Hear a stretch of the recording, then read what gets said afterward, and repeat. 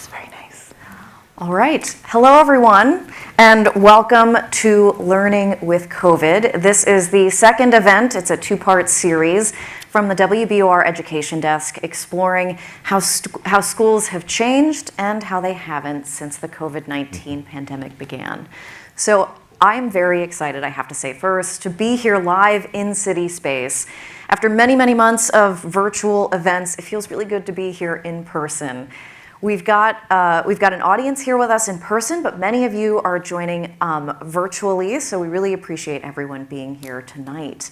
I will be taking audience questions tonight too, so if you've got a question you've got for one of our panelists, or if you just want to make a comment, we do encourage you to let us know.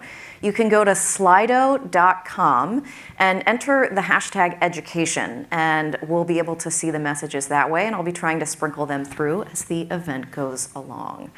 So I feel like if there is one kind of blanket statement about the last year and a half, it's that, making it through this pandemic has been really, really hard for everyone. And when it comes to schools, it's really all parties involved. Students have been challenged, so have their parents, teachers, school leaders. It's been a lot of new things to learn. There's been steep learning curves. When we look back to March of 2020 and that all of a sudden, oh my gosh, we are online only and having to figure out how to do that all of a sudden. And then you fast forward to last school year, and that was a little bit closer to back to normal, but that was still hybrid learning. There were more learning curves teachers had to get used to there. Trying to engage and help students learn who were both in front of them and then also logging in from home. It was just a lot to juggle. And it's funny, as I think back over this last year and a half, I heard this one phrase all the time from a lot of different people, this, Carrie, we're building this plane as we're flying it. And I think I heard that from so many people because it rang true. There's no playbook for how to make it through a pandemic or how to teach in a hybrid environment. People were learning by doing in many ways. So that brings us to now. We're back in class full time. It feels pretty, all things considered, pretty normal. And so, but things aren't also, there's a lot of things that aren't normal. Kids are wearing masks in schools, there are vaccine mandates, and people are returning after having been through a lot of trauma too. It's not quite the same. And so, tonight I want to dive into some of these questions as we return to the classroom about, what have we lost during this time and also what have we gained? It's equally important. And how do we move forward? What does that mean? So to begin this discussion, we're going to hear from some students. Over the last month and a half, my team has been connecting with a group of 3 students to hear how this first part of the year is going. And so we'll be hearing from them throughout the event, but I'm going to have them introduce themselves right now. So we'll bring up their video. Meeting people in person was it was funny because it's like you see them on camera, but like you don't really believe that's them. So for example, one of my teachers, we thought they were like tall, and then they were like, "Hi, it's me down here." So that was funny. And also without the mask, oh my goodness, I couldn't recognize anybody. My name's Crystal Charles. I'm a sophomore in high school. I go to Codman Academy, and I'm from Dorchester. Hi, my name's Dakota. I'm a senior at New Bedford High School. It's definitely chaotic. There's a lot of people everywhere. We went from having half the school to about 3,000 kids. Now I definitely feel like I have less time. Before I would go to work during school hours, because I was like, well, I can just do that assignment later. The teacher didn't have a call today. But now, like, being in school and then I'm in class all day, I can't do another teacher's work while I'm in one class. And now I'm like, all this homework that I used to be able to do at random times of the day. So I definitely feel like I have less flexibility now. My name is Declan Collins. I'm a junior at Holliston High School. I mean, obviously it's pretty early into the school year, but I like all my teachers. Classes are going well. Initially, I wasn't really looking forward to anything, but now that I'm in school, I'm just really appreciative of how it's going. I've really appreciated being in a class in person with all my friends and all the people I've grown up with that it was hard not seeing them last year. I mean, waking up and getting here, taking the MBTA, Oh, that's just a lot of work. How long is your commute? I mean, it's not that much for me. It can be 20 minutes. But it's still, you gotta wake up. I don't like that. I will say it was a lot of fun talking to Crystal. So again, that was Crystal Charles, who we just saw, Dakota Lobo and Declan Collins. We got really lucky to have some great students who were so open with us about their feelings and how this new school year is treating them. So again, we'll be hearing from them again, but right now, I'm really excited to introduce our live panel with us here tonight. So on stage with me are Ulana Ainsworth. She is an inclusion kindergarten teacher and teacher leader at the Roger Clapp Elementary School in Dorchester. We also have Kathleen Smith, who's the interim superintendent at the Dover-Sherborn Regional School District. We have Dr. Charles Grandson. He is the Chief Equity and Strategy Officer at Boston Public Schools, and Waugh Barrios, and ESL inclusion teacher at the Cameron Middle School in Framingham. So thank you, everyone, for being here with me tonight. All right, so we'll dive into some questions. I'll start with our teachers first. What's the classroom like this year? Ulana, I'm going to start with you. What's it feel like day to day? It feels so exciting. It's exciting that the kids are excited to be back, and I'm excited to be back, even though we have the barrier of the mask and we have to be apart for sometimes, especially during lunch when we don't have masks on or snack. I've been trying to create such a happy atmosphere about coming to school and about loving school so much. So it's exciting, and I'm trying to make it exciting for the kids, even though there are some drawbacks. We have to get COVID tested and pool testing and a lot of different things. If they have a symptom, we have to go to the nurse. You know, there are some changes, but I'm trying to make it as exciting as possible for them to come back, because I want them to come to school and I want them to love school. So then hopefully when they keep going up and up and up, that they still love coming to school. But it has been, thinking about like the teacher side, it has been very stressful, because I feel like there's a lot of different pressures coming from different areas. Like, are you doing SEL? What are you doing to make sure that they're doing okay? And all these assessments and so forth. It just makes it, I'm excited, but it's also very, very, very stressful at the same time. No, I think that's a good point. And I want to talk about some of the pressures that you guys are feeling as we continue in the conversation too. But I want to jump to you. What's your classroom like, and how are your students doing?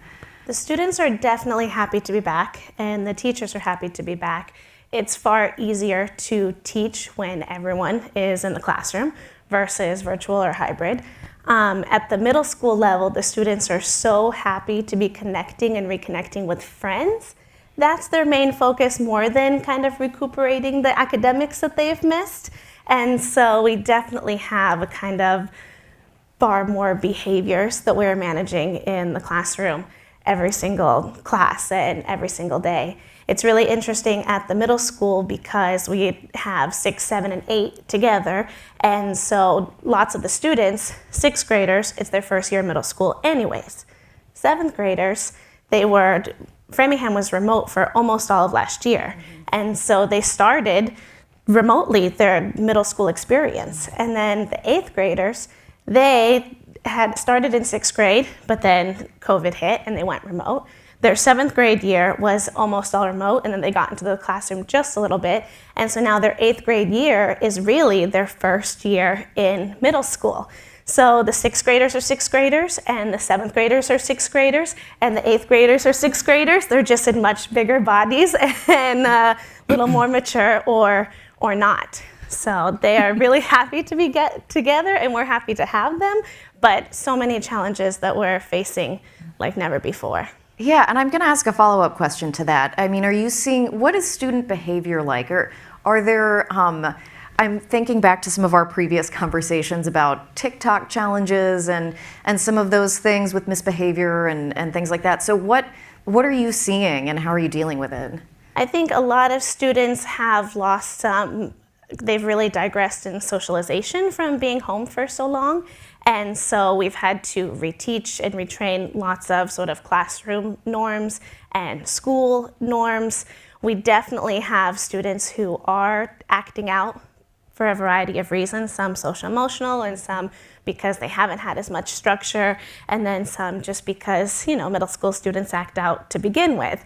And then the TikTok and social media influence and technology only has made things even more kind of difficult, because I don't know why destroying things is way more fun than not destroying things. But lots of students are trying to get TikTok famous in the bathroom when we'd really like them to be in the classroom recuperating. And as an ESL teacher working with students who maybe haven't spoke that much English in the past 2 years, there is a lot of recuperation that needs to happen. Yeah, that sounds very, very challenging to manage all of that. I want to, when it comes to supporting teachers through some of these challenges, I'm going to turn to our school leaders here. Kathleen, what have you heard in your district about, just helping students kind of reintegrate to being back in person, and if there are behavioral challenges that they might be facing in class? Yeah. I just have to preface before I speak, when I was last on the panel, I was an interim superintendent in Weymouth, Massachusetts. Right, yes. And presently this year, I am an interim superintendent, supporting the Dover-Sherborn public schools. So you bring up some very good points, and I think these are similar whether you're in a city, urban, whether you're in, a suburban or rural atmosphere. One of the things I realized right away on opening day was to set the tone. There was, first of all, introducing myself, welcoming them back, and my assistant superintendent had spent the summer, and had certainly been in Dover-Sherborn, putting together a video on what we call silver linings. And to watch over 200 staff members take a look at where they were before the pandemic. They had developed a portrait of a graduate. They had started to talk about flexible workspace and collaborating and hands-on, all those things that we want with 21st century learning. And all of a sudden, as was stated here, March 13th, 2020, everything stopped. And the challenges of bringing it back together. So just watching those 200 educators look at themselves last year, whether it was hybrid, whether it was teaching in squares, whether it was trying to connect with families, to students, socially and emotionally. Not that we hadn't done this in person in a classroom, but to now have that challenge of making sure students were motivated, coming to class, whether it was hybrid, whether it was completely virtual or in person. You could see when the video ended, and it showed how resilient everybody was and how far we had come. You could just feel the air come out. People really were stressed. I think they were challenged with the year ahead. And I love the way you talk about supporting your educators, because one of the things, although we have to focus on our students, on their academics, it is so important to go out there. I'm meeting with teachers when I do walkthroughs in the schools. I put myself in a little area, the library. I say, please come in and talk to me. And I'm really enjoying hearing. They want to tell you some of the challenges, but they're so upbeat and so motivated, because really we have come so far and we've learned so much. I think that's a really good point, just showing people, yes, you have been resilient, and that can go really far, especially as a teacher who may feel, looking at this new year and wondering what the new normal is. Charles, I want to turn this to you as well. Kathleen brought up resiliency and also just re-engaging students. That seems like a really big task as well. So how are you guys in central office at BPS doing that and supporting teachers as students are coming back in? Yeah, so I first want to say thank you for the opportunity to be on the panel, and greetings from our superintendent, Dr. Brenda Caselius. I think we learned a lot over the last, has it been 18 months? It's felt like a lifetime. And one of the first lessons, I think, is you don't realize what you had until it's gone. And so I can just think back to the first day of school this year and walking into the buildings, elementary schools, high schools, and seeing students just excited just to be back, right, with family, right, their other family. And so I think what I saw, especially in the first 2 weeks of schools being open, is school leaders and teachers really taking time to rebuild relationships, to check in with students. I know that there were a lot of opportunities where some schools said the first 2 weeks we're doing all like connecting activities field days, and even when looking at like digging into content and, got to stay on top of the standards, but doing it in a way that allows students to express their emotions and their feelings, and continuing that processing, whether through debates or Socratic seminars and those kinds of things. We know that there's just tremendous need when we look at the schoolhouse. Every societal challenge that we have, right, it shows up there every day. And every opportunity we have to improve the lives of young people and their families, we have it there daily in schools. And so we are really excited about the opportunity. I think about this James Baldwin quote, education is really about the ability to get young people to look at the world and look at their role in the world, and to make their own decisions. Mm-hmm. And this was an opportunity for us to really think deeply about how we support schools and how we support educators, and being able to build that out in young people. And it actually, for many of us, even those of us who are more removed from the classroom and central office, it meant digging deep down and doing that work ourselves. So social emotional learning becomes this really big thing, but at the end of the day, it really is about us really understanding who we are in relationship to one another. Yeah, I think that's a good point. Yeah. Is re-engaging some students? I mean, like you mentioned, there are a lot of students who are just so excited to be back, but are there some people who, we really just didn't see online last year, and now it's like even finding them again, or maybe just getting them to be tuned in, even though they might be there in person. Are you guys seeing a lot of that across? I know BPS is a huge district, but are you seeing a lot of that, I guess? Yeah, in terms of re-engaging with students, absolutely. At the beginning of the pandemic, it was very scary because we had upwards of about 5,000 students who we couldn't locate, and teachers got in their cars and went and knocked on doors, and staff across the district. And when at one point, after about 2-3 weeks, we got the list down to 500, and it was like, no, we're still not done, right?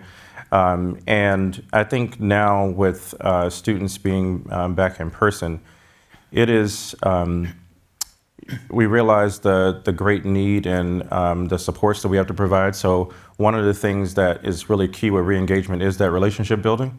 And we've actually created new programs. One of them, I'll give an example, Working on Womanhood, a counterpart to a program we've had for the last 5 years called Becoming a Man, which provides mentorships, social emotional supports by way of group counseling, and really it's built into the student schedule, and we're expanding that to 3 schools, and BAM, the counterpart, has been in 9 schools over the last few years.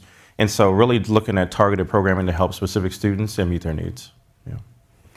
Well, I feel like one really big part of this conversation of getting back to school and getting back to normal, if you will, is academics. I mean, that's what school is. That's the big focus of school, right? And so this is one place where we want to hear from you guys in the audience. So if you do have a question as we continue our conversation in this section of the program, you can go to slido.com and enter the hashtag education. So feel free to send us any comments as you think of them. But I want to hear from our students again first before I pivot to our panelists. So we asked them, how is class going? How is school going? And here's how they responded.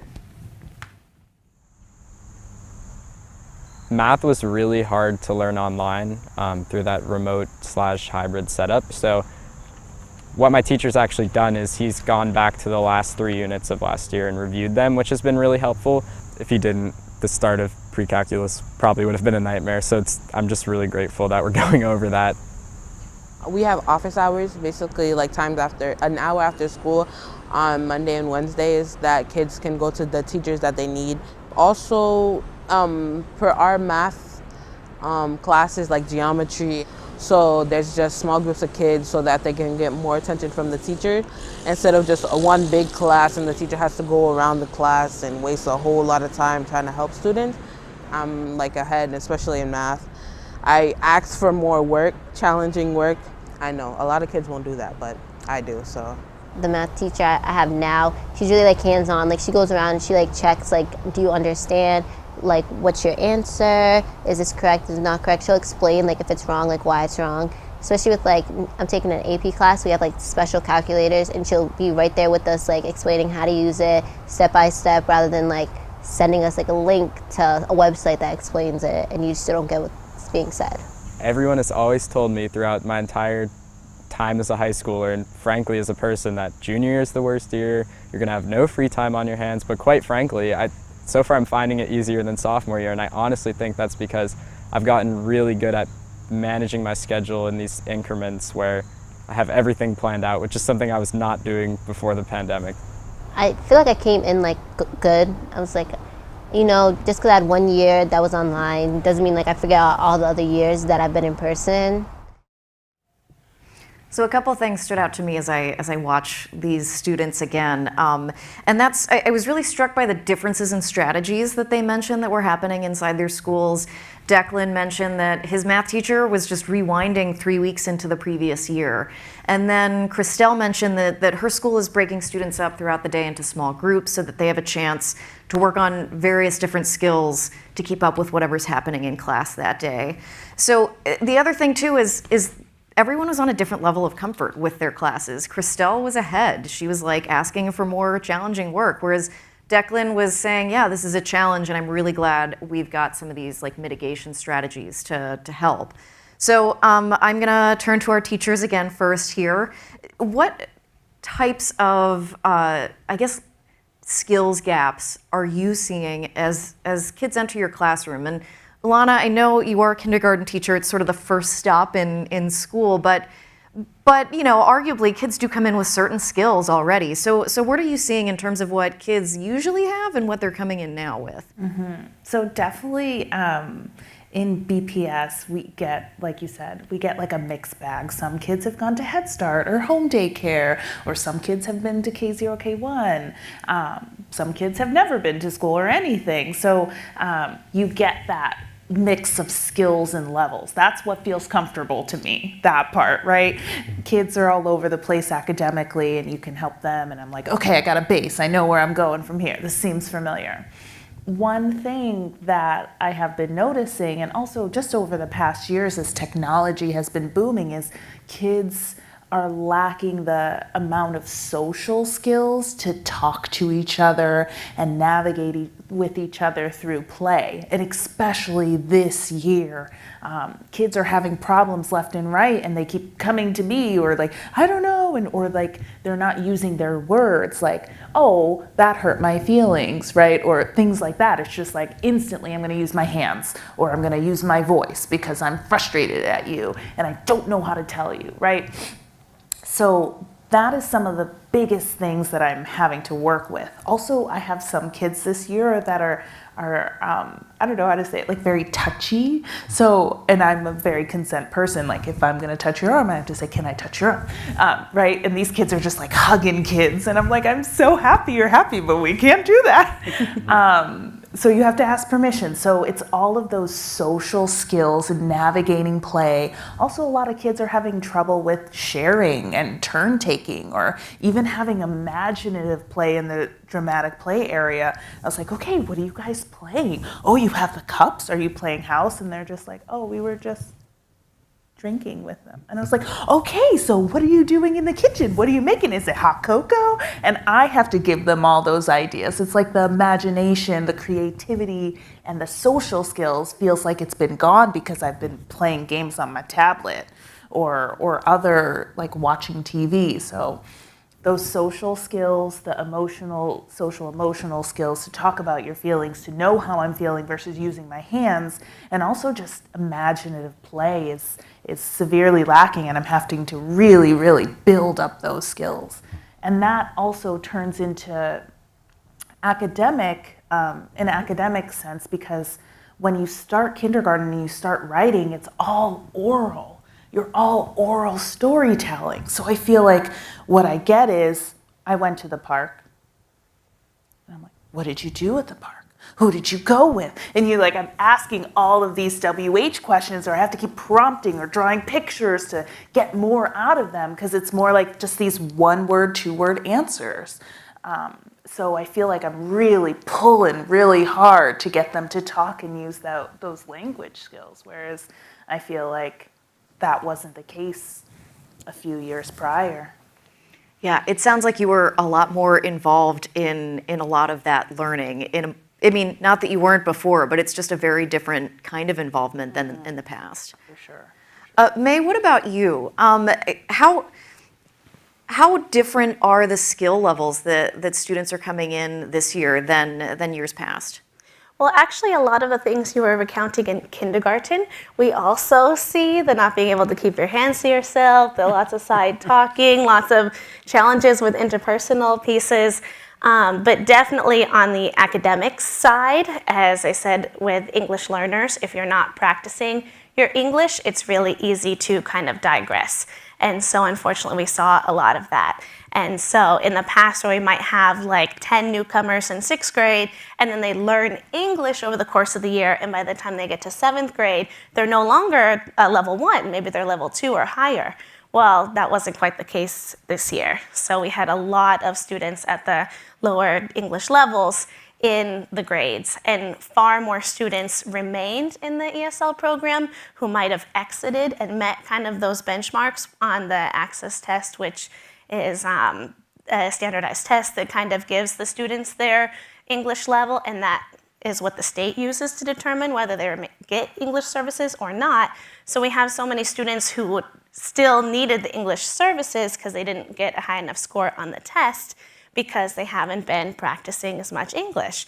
And it's understandable when you're virtual and you're in any sort of a Zoom where there's more than just 2 people going back and forth, you don't get a lot of airtime, you don't get the same turn and talk, you don't get the same group experiences, and even if you try to put them in breakout rooms, there's no guarantee that they're gonna talk. And in remote learning, there's no guarantee that they're even there. The students were smart. They'd take a screenshot of them sitting there in front of the computer and put that as their background, and then you would think that they're there, and then you try to talk to them and there's nothing. So they learned a lot of those kind of technological skills. So they definitely came in to the school year with far more technology skills than maybe they've ever had before, which was a huge benefit. But they definitely were missing a lot of the interaction, the academic language, the social language. And one thing that I was really excited about coming back into the classroom was in social studies, we use Socratic Seminar. And so that's kind of the framework of our classroom.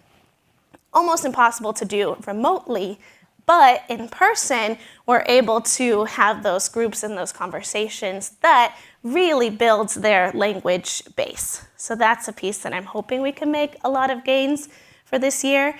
And then even some really silly things, like for my first unit, I decided, okay, we've been on the computer for 2 years, we're gonna do some pen and paper.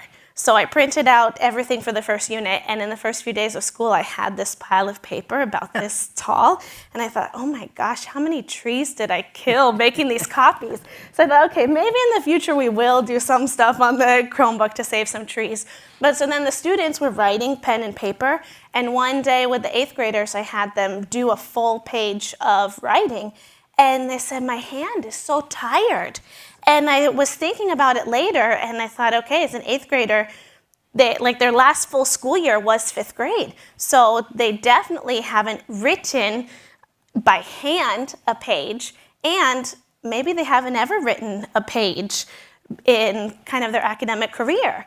And so I was like, okay, well, if your hand's tired, that's a good thing because you're gaining those muscles and you're strengthening these muscles that you haven't been using for a long time. So those, all those little pieces are little things that we have to spend time going back and doing a lot of reteaching, as the student was saying in the video. And how much of what you're doing right now, especially, like with the handwriting and things like that, does your class feel a lot different than it did pre-pandemic? Are you adding any new things given what you know about what students have been through in the last year and a half? Many of the things we learned through remote, with the technology, and we do have one-to-one Chromebooks, and so when we were able to do that, we could do a lot more differentiation, and oftentimes students didn't know. So if everyone's on their computer, one student might be doing one assignment, another student might be doing another assignment, and it's each at their level. So that's definitely something that we've been able to incorporate back into the school. And I know pre-pandemic, that was something teachers wanted to do, but we didn't necessarily know how to use all the interfaces. But then when we are forced to do it, now teachers kind of have that toolbox to be able to pull from. And it is being able to use those different strategies that we gleaned from the hybrid and the remote, and then also being able to finally put them sometimes in groups, sometimes in rows, sometimes, like I said, the configuration for the Socratic seminar, that has really supported the students a lot. Right, that's interesting. So I want to turn to our school leaders next, but before I do, I want to talk about MCAS scores. That is one of many ways that we can look at how much students know academically. And you know, the numbers from last year do show some significant changes.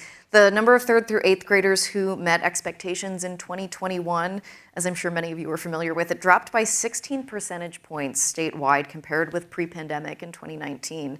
And then in English language arts and reading, it was a little bit less dramatic, but that also dropped by 6 percentage points. So, you know, I want to ask you, Charles, first. How are you guys using those MCAS data? Mm-hmm. And how is it helping with your planning? We'll start there. Yeah, no, great question.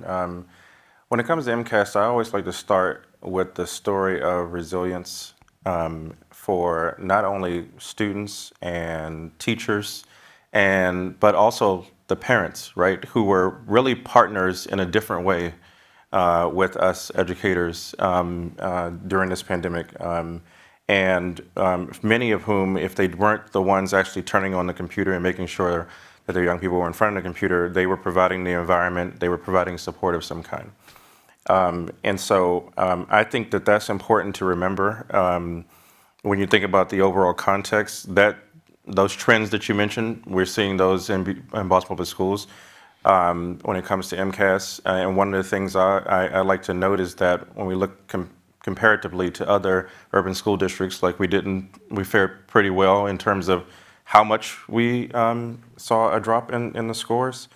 And I think the way we use it, the way we learn from it, I think one of the things we learned and we sort of came back to one of our prior commitments was to make sure we had a way to, across our entire system, know where kids were and to be able to figure out what they need. We, as a part of our strategic plan that we passed 1 month after the district shut down, was that our mission was giving all students what they need. In order to do that, you need to have things like assessments to be able to learn from. And MCAS is just once a year, and so we've been using our NWA MAP assessments, and that's allowed us to have more focus about the students with the greatest needs. We have English learners that we've talked about, also students with special needs. One of our groups that needs the most support are students who are both students with disabilities and who have special needs, right? Students with special needs and who are English learners. And so I think it helps you realize where your most vulnerable students are. What we've often called historically marginalized, and that means that historically we haven't met their need. And that's the way we're looking at and defining the results that we see for students. Students are only going to be able to rise to the level of support that they're provided. And the story of resilience I go back to is, right, they survived a pandemic that hadn't happened, in 100 years, right? And they're back in schools and they're smiling. And now it's our job to figure out how we meet their needs based on what we learned from the data. Kathleen, what about the leadership at Dover-Sherborn? How are you guys using some of these testing results to plan the path forward? Having been in an urban district, and I couldn't agree with you more, and now being in a very privileged and wealthy district, it's a world of difference. MCAS is real for every one of our students in the Commonwealth. It's high-stakes testing, it's for their high school credential. That being said, I think one of the most important things I'm seeing in this district is looking at a number of assessments, looking at opportunities for advanced placement classes, but also looking at what we're calling challenging success. doesn't mean we put so much stress on students that they have to get into the very best colleges and they have to be the best athlete and the best at everything they do. So I'm really proud to be in this district that is still looking at the whole child, making sure we're developing them, as we've all said here, socially and emotionally. You know, what are ways of success? You know, it could be a great artist. It could be somebody, again, that has skills in languages. I mean, there are all kinds of ways to measure success. So we're looking at all different kinds of benchmarks, and that is something that started before the pandemic, but also more so in welcoming these students back. And it really doesn't matter, as I listen to the panel here, you know, it's the same when I hear you talk about those 8th graders who really haven't had in 3 years a chance to have what we would call a normal school year. It's the same for our little 2nd graders that, again, were interrupted in kindergarten. We're all learning what the routines are. You know, how to get along, how to share, all of the things that have been said here. It's a great equalizer because it doesn't matter if you're in a wealthy district or you're in an urban district. I think those challenges are the same. I mean, I think that's a good point. And one point that you raised I wanted to follow up on, too, is, you know, the MCAS is just one point of measurement in terms of success. And in the past, the MCAS has been, it's been something, accountability. It's been something that the state has used for accountability measures, and it's required, or it used to be required to graduate. That's been put on hold for a little bit now. But knowing what we've learned now from the pandemic, and then also as we've only really used it as like a dipstick to see where student learning is now, where do you think the MCAS, like what place does that have in academics right now? I'll turn this question back to you, Kathleen. Well, I think it is important when you talk about silver linings and what every one of us have learned. It's important we start to advocate for our students. And as we said, it's one measure. And again, when MCAS came in, I think it changed teaching in an urban district. It said that every one of those students is important. How do we make sure that they're achieving those credentials so that they can go on? None of that has changed, but we absolutely have to look at, as I said, all kinds of alternative measures. What measures success for our students? It's incumbent upon us as the educators, as the leaders to make sure that we have those voices and our teachers are heard, our parents are heard, and more importantly, our students are heard as to what measures success. Right. Charles, what about you? Yeah. How should we be using the MCAS now and going forward, in your opinion? Yeah. I think the MCAS, and I think any high-stakes tests, we want to try to rethink how they're used for barriers, creating additional barriers that many young people that we serve already have in the society that they face. Right in the middle of the pandemic, especially as it happened during the admission season, and even before that, many colleges and universities were rethinking GREs and SATs and all those kinds of things, right? And so I think when you look across the board, we even changed the way we do admissions in our exam schools in Boston Public Schools. And the pandemic was an opportunity to pause and to rethink, do we really have to continue to do this way? And so our work in BPS and the district office and throughout schools is to eliminate opportunity and achievement gaps for young people. And I think one of the things that MCAS is helpful for is one dipstick in measurement in terms of outcomes. And if we are ever to actually achieve equity and to try to get to more equitable outcomes, you need that measure. And in a place like Boston, Color Wealth Report a few years ago, median net worth for white families, $250,000. For Puerto Rican families, $3,000. For black families, $8. For Dominican families, $0. Again, I go back to what I said earlier, every societal challenge shows up in the schoolhouse. And that is a citywide, statewide, national crisis, right? That shows up in our classrooms, that May and Ulana are working with and working with young people to bring out the best in them to get through. And if you don't have things like MCAS, you aren't always able to see where you need to actually shift resources and your focus in order to get to equitable outcomes for young people. Great. Okay, I want to, Ulana, go ahead, yeah. I just want to add on, since I know we're talking about students, but the one thing is, like, if we're thinking about MCAS this way, why aren't we thinking about the MTEL this way for teachers? And I feel like the MTEL is a huge barrier for teachers of color to be in the classroom. And I feel like if we're thinking about MCAS this way as one measure, why aren't we thinking about this for our teachers? Because everyone's saying we need teachers, we need more teachers of color. They're in our communities, but they can't pass one test, or they can't pass a series of tests, or they don't have enough money to pass the test, or resources to study for the test. So if we're thinking about our students this way, we need to be thinking about our teachers this way. I think that's a really great point.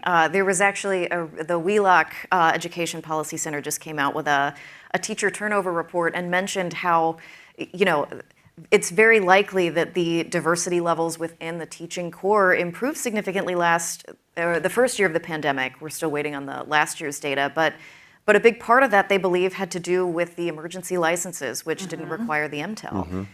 It's going to be phased back in, but I think those are some really interesting results. So yeah, I think that's a very good point.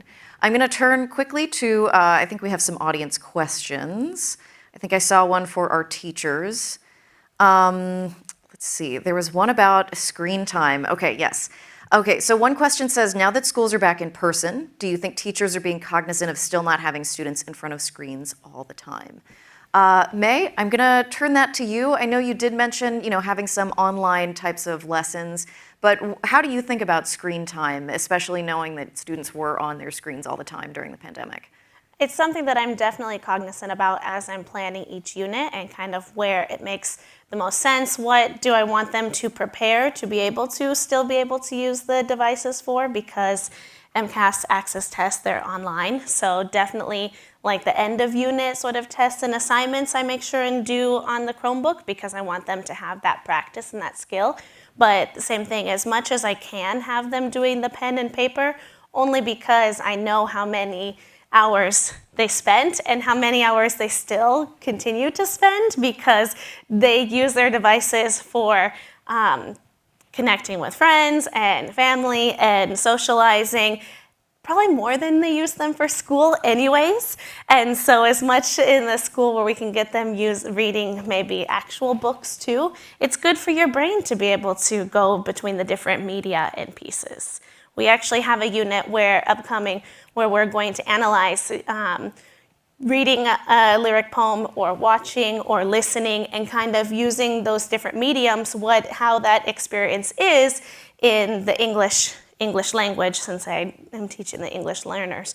But I think it's a kind of a good practice for students to be cognizant of, and definitely at the home parents too. I have a 10-year-old at home, and she was remote, and then she was hybrid, and so it would be like, okay, school's over, Chromebooks away. And, I have to do 20 minutes of reading. Okay, here's a book to do your 20 minutes of reading in hand. And so it's nice to have those reminders when parents and family can kind of be another little voice in the students' ears at home too. Great. Ulana, I have a question for you about, one important factor of this conversation. We've been talking a lot about learning loss, right? But another important factor I think that we should be talking is about what did students gain?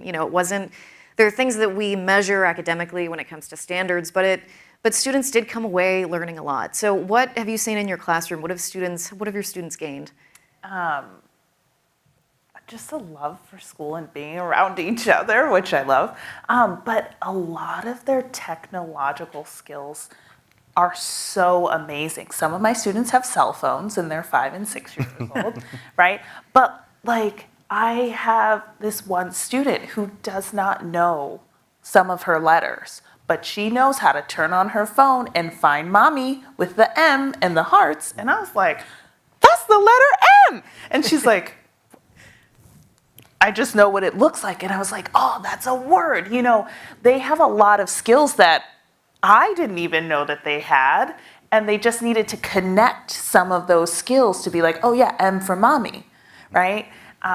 And I feel like some of those other skills, logging on the Chromebooks, I used to have to take forever. Now they're like, oh, here's my thing. Here's my badge. I'm done. I'm playing, which is so great. And just a lot of the technological skills they're so much better at, and they appreciate the time that we actually aren't on Chromebooks and we aren't, and they're playing with each other. Because I think some of the skills and the learning loss, right, with socialization, but some of them are beautiful artists. I have so many artists in my room this school year. I'm like, you must have just drawn and painted all the time at home, because it is amazing how so much detail into drawing a face a few of my kids are. So there's a lot of those artists, creative, like one kid just sings all day, which I love, and I'm like, you go ahead.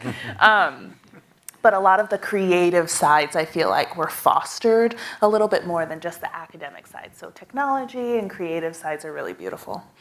Great. This question's going to be for everyone. So Kathleen, what have you seen among the students in your district that they've gained? Well, not to repeat, I think a couple of things. When you talk about some of the younger students, I've been really excited to see the outdoor classrooms.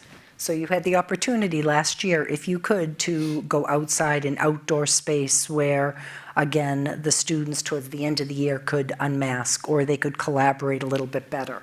So I went into one classroom, I think it was a third grade in Sherborn, and the students, I asked a question about a hummingbird. And it was amazing what they could tell me with the bird garden. They knew everything about the hummingbird, and this was everybody in the class, something they had studied. So I think that's been an opportunity that I don't think we're going to let go, especially right now. I know it's New England, but we're still getting kids out there for their mask breaks, an opportunity to kind of unwind and truly having outdoor classrooms, not just going and sitting outside and putting a lesson forward, but really taking advantage of those opportunities. I'm also finding with the older kids, there is independence here. I mean, they have been used to being self-starters, to making sure they're getting assignments done, that they're accountable. That to me has been a real plus. And the other thing that I'd like to say is I think the relationships with families and the involvement with families, understanding what's happening in our classes, taking a more active role, really developing deep relationships with the teachers and the leaders in your schools, because that's really how we all survived. I think you make a great point about the students learning a lot of time management skills. We heard Declan, one of the students, saying, I thought this was going to be really hard, but it turns out I really learned how to manage my time really well last year. And it's all of a sudden a lot easier than I thought. So I think that's a very good point. Charles, what about you? Again, Boston's a huge district, but are there any big themes that come out about what kids have really come away with? Yeah. I just echo everything everyone else has said. Can't say enough about the relationships piece of it. I think when we get to 10, 20 years from now and the generation that was school age during this time enters the workforce, you're going to see like a different kind of person. And we don't even know what that means and what it's going to look like. But I think valuing like relationships and interacting, having the memory of going back and knowing when you were stuck in your home and you couldn't go out and be with your friends and you couldn't go to the grocery store and you couldn't do certain things. I think that there's a difference in the way students are showing up, interacting with their just the adults in the building and also with their peers. And so it's one of those things that I think is going to be really hard to measure, but the value of the human interaction. Their teachers, their students. I talked to a teacher colleague, a friend of mine, recently, and in the middle of teaching a lesson, student says, "Can we just talk?" Right?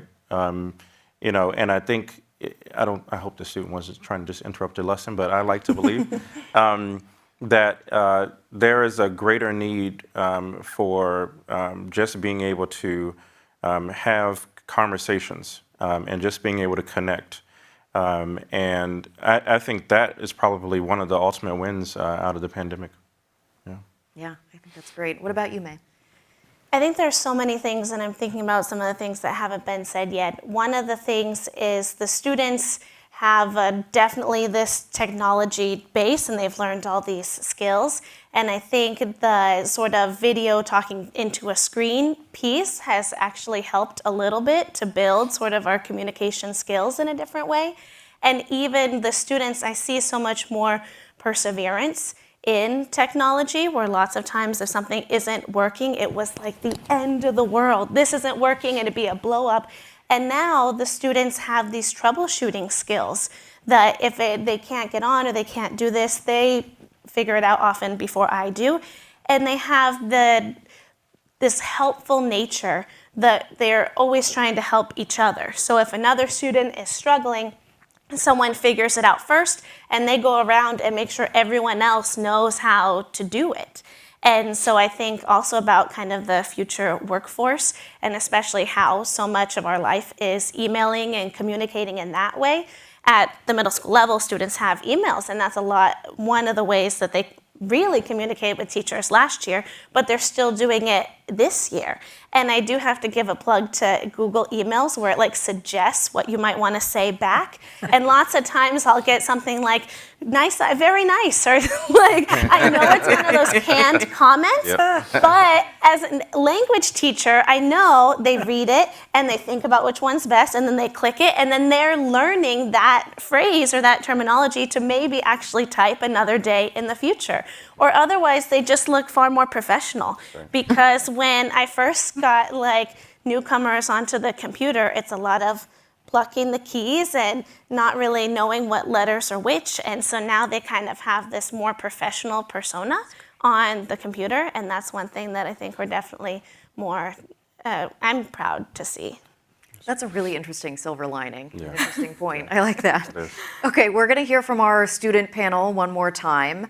We asked them, what do you wish that your educators knew, or the adults in your life knew? So let's hear what they had to finally say.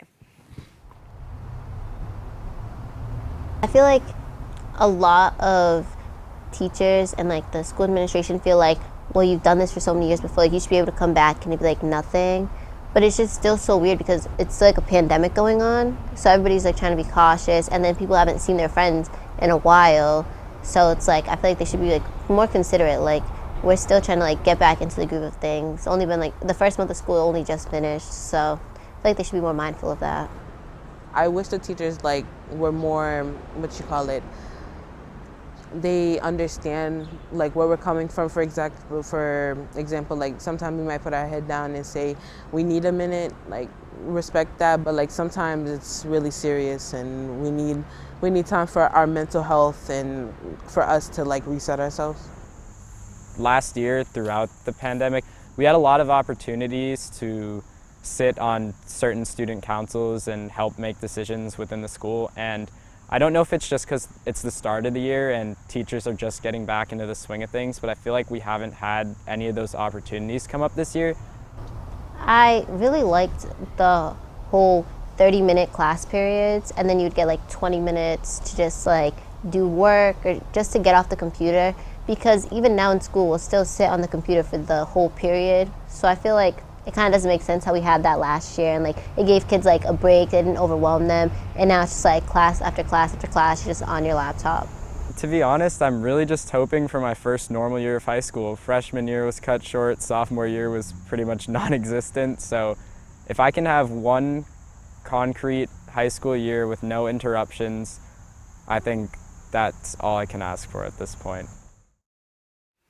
Yeah, I saw a lot of head nods as we were watching this last one. Charles, I noticed you nodding your head a little bit too when it came to Crystal mentioning, needing some time for mental health, but also when Dakota was mentioning how she just kind of needed a little bit more time to reset. Like, do we have to be class after class after class on our laptops? So, I mean, are those types of things doable to implement in schools? How do you feel about that? Yeah. So we started, it was very much resonated what the students were saying. We started the year, and actually last year, saying that we were going to return, recover, and reimagine in Boston Public Schools. And I think what's really easy to do is we've returned, and we are working on academic recovery, and but it's really easy to lose the reimagine part of that. And right in the beginning of the pandemic, we were saying, oh, this is going to change the face of education, how we do business, and then at some point we say, okay, we got to get back to normal, right? And we want to be back to normal because we want to be in a community and we want kids in schools,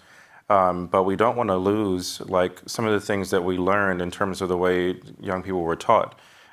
Before the pandemic, we were saying districts, 10 years before even, we need to go one-to-one, every kid has a device, right? Now we're saying, okay, too much screen time, right? So we need to look at the balance and take the best and leave the rest in terms of like all of the opportunity that we have before us to rethink how we do this. And one quick example I'll give is Campus Without Walls is one partnership that we've leveraged in the district. where we have some teachers sign up, some of our superstar teachers in the district who are going to be able to teach not just one class, but maybe up to 5 classes, because students are all going to log on and receive credit and have the same instructor. And their instructor will also join as a part of that. And so those are ways that when we think about students, especially students who decided to work and work full time during a pandemic, how we can rethink based on the societal structure we have today, how we can leverage that. Great. I'm going to do a series of rapid fire questions here with you guys. What about, jumping off of the question we posed to students, what do you wish the adults in your life knew or educators knew? What do you wish your bosses knew? So, Ulana, we'll start with you. Oh, so hard.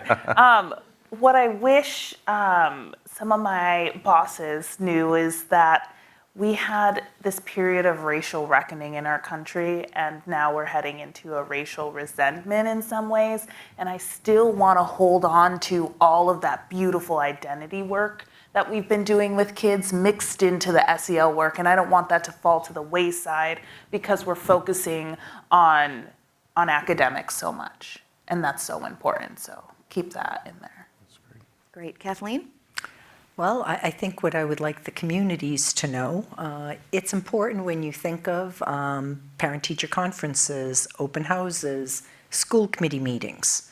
So one of the silver linings was we just recently had parent-teacher conferences or open houses, and there was a choice. So parents could, come and Zoom in, and the teacher would prepare something and talk about the class, what the expectations were. It could be a busy family.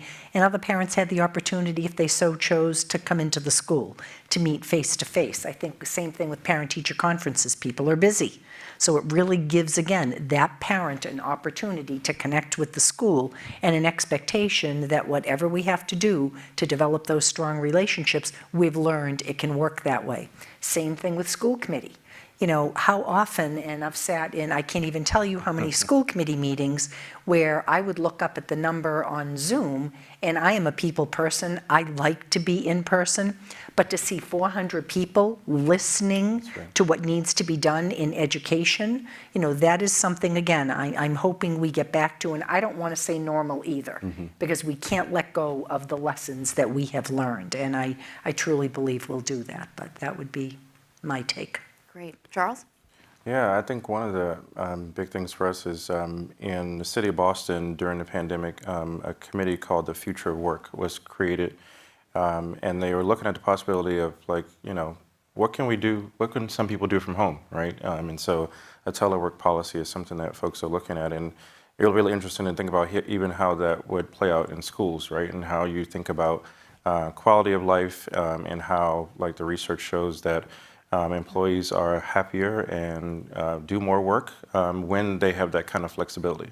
And I think we've actually lost a lot of educators, unfortunately, because people realize what kind of life they want to have throughout the pandemic. And so I think that's something critical for us to look at. Great. May? That's what I was thinking too. It's really, really been hard for teachers in the teacher shortage because many people chose not to come back or had different challenges.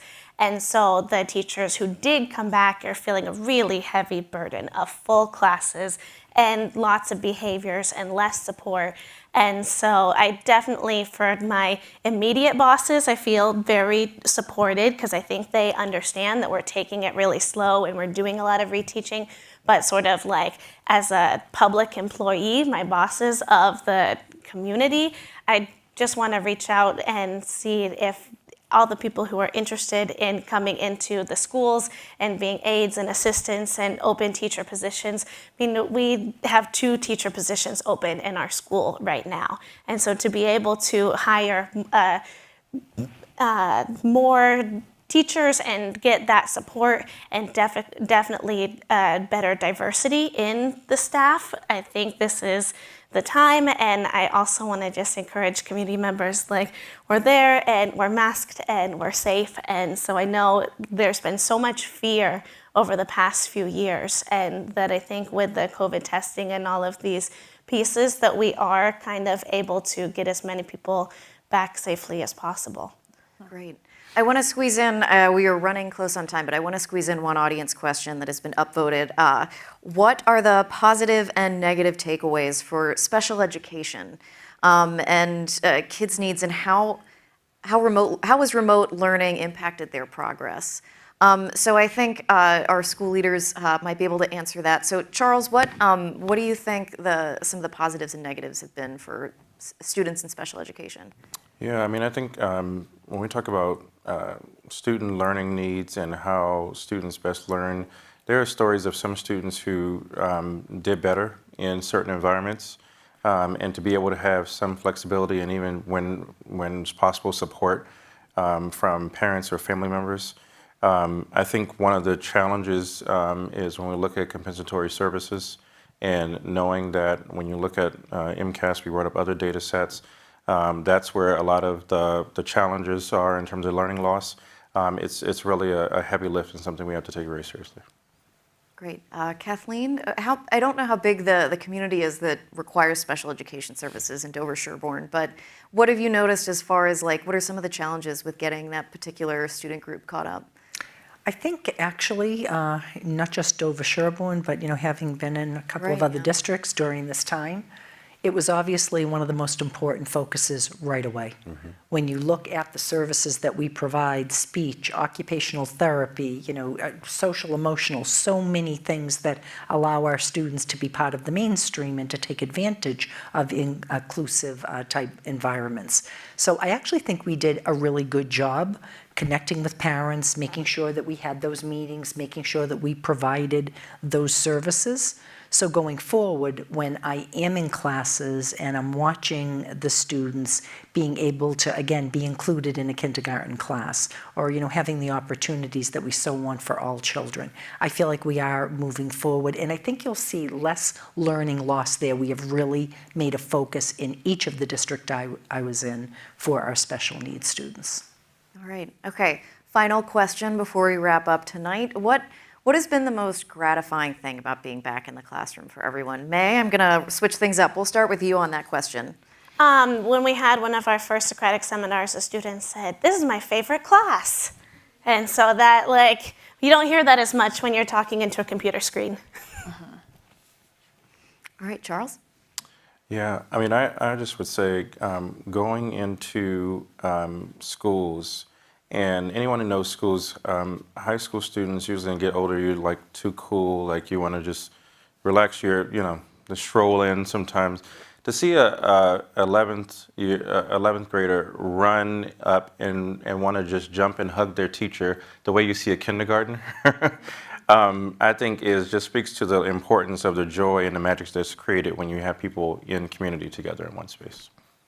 Kathleen? Mine would have to be my second graders at Chickering get introduced to the superintendent. Well, who's the superintendent?